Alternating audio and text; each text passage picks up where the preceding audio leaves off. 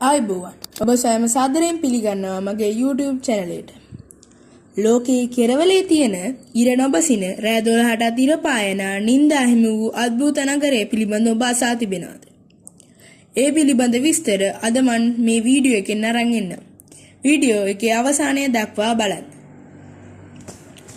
බැරෝ අලස්කා නැතහොත් උද්‍යාත්වික් අලස්කාවේ උතුරු කෙළවරේ පිහිටා ඇත.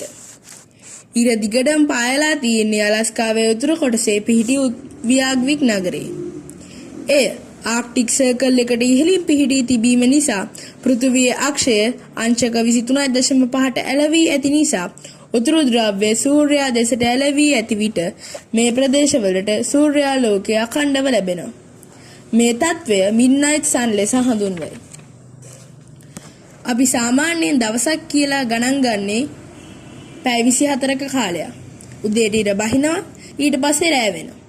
නමුත් මේ නගරයේ එම ජීවන රටාව නොවේ අනුගමනය කරන්නේ. රෑ 12ට දවල් 12ට වගේ ඉර පායලා තියෙන, නමයින් පාන්දරයකට විතර සෙල්ලම් කරන, පාන්දර 3ට කඩසාප්පු අරිනවා වගේ දේවල් මේ නගරයේ සාමාන්‍යයි. මේ නගරයට පැය 24ම ඉර පායලා තිබෙනවා. හිරු එළිය දිගටම ලැබීම හේතුවෙන් ෆොටෝසින්තසිස් එහෙමත් නැතිනම් ප්‍රබල සංශ්ලේෂණය නිසාවෙන් එළවලු සහ පළතුරු අසාමාන්‍ය විදිහට විශාල වෙනවා. ඒ වගේම සීත කාලයේදී ඉර බැස ගොස් අඳුර පමණක් මාස 2ක් විතර තිබෙනවා. එහිදී උෂ්ණත්වය ඍණ 20ත් 30ත් අතර අගයක් ගන්නවා.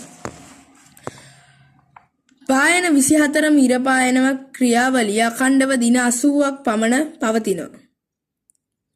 ඊළඟට ඔබ පුදුම කරවන කාරණේ නම් දවසක පුරාවටම ඉර නොපායා මාස ගාණක් අඳුර සිටීමට සිදු වෙනවා. ඒ පිළිබඳ විස්තර මම